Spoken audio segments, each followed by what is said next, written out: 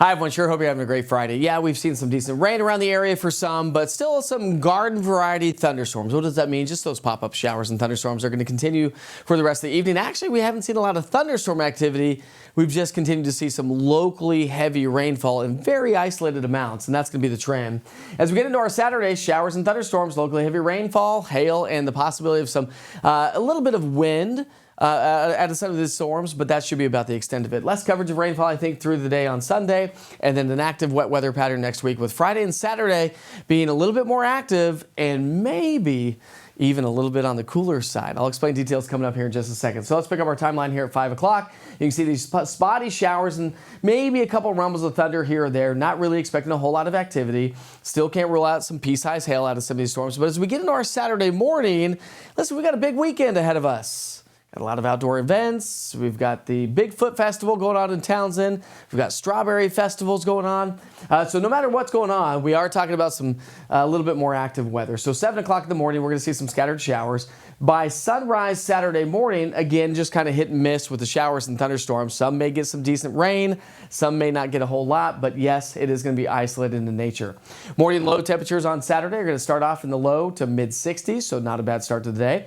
We'll see those temperatures climb into the mid to maybe even a few pockets of upper 70s. So that's really going to be the story on our Saturday, and maybe even a few pockets of low 80s are possible. But the story is elevated rain chances. So here's 7 o'clock in the morning Saturday.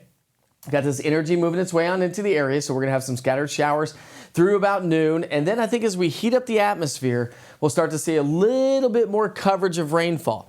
And here's the deal.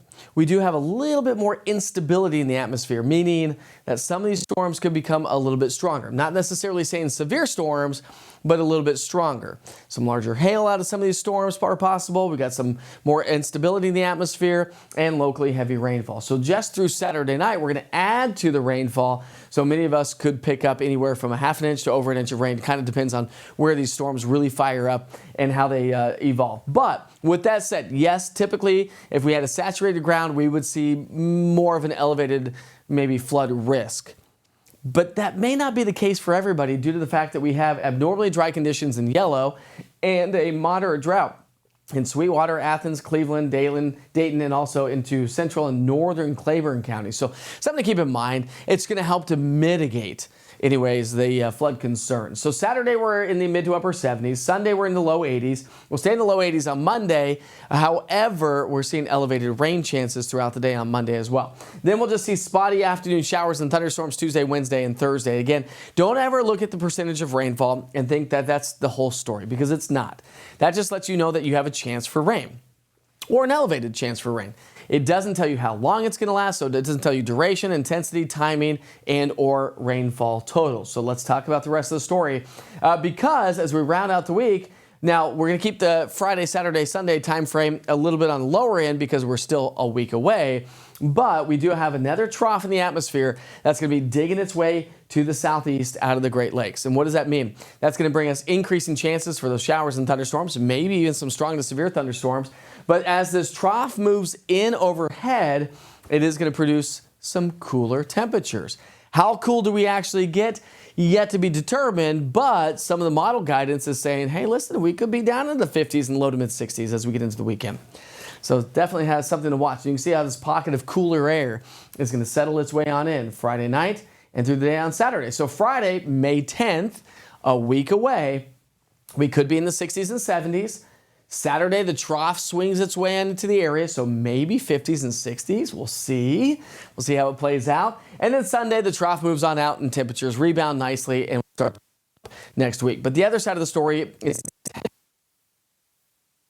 rainfall Friday into Saturday, and that's really what you're seeing there. So while we'll have those elevated rain chances throughout the week, I do think that Friday into Saturday, we'll see even more rainfall around the area. So that's something that we're going to continue to monitor and watch here through the next 5 to 7 days. So make sure you check back in, and it's easy to do so. I'll tell you why and how here in just a moment.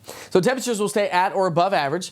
Warmest days, probably Wednesday, ahead of the trough. Trough starts to head our way Thursday, cooler temperatures Friday, and even more so as we get into Saturday and Sunday. Low temperatures, not too terribly bad though, will stay above average. in the low 60s. All right, as I mentioned, it's easy to an easy way to stay on top of the weather situation was download the East Tennessee Weather app. Just go to the Google Play Store or the App Store and search eastTNweather, all one word. It's the first one that pops up.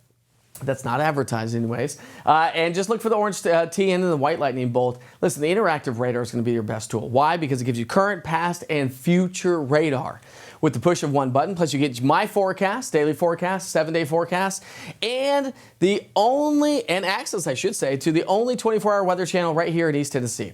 So go to the Google Play Store or the App Store and search eastTNweather. I'm also on Roku TV, Amazon Fire, and also YouTube.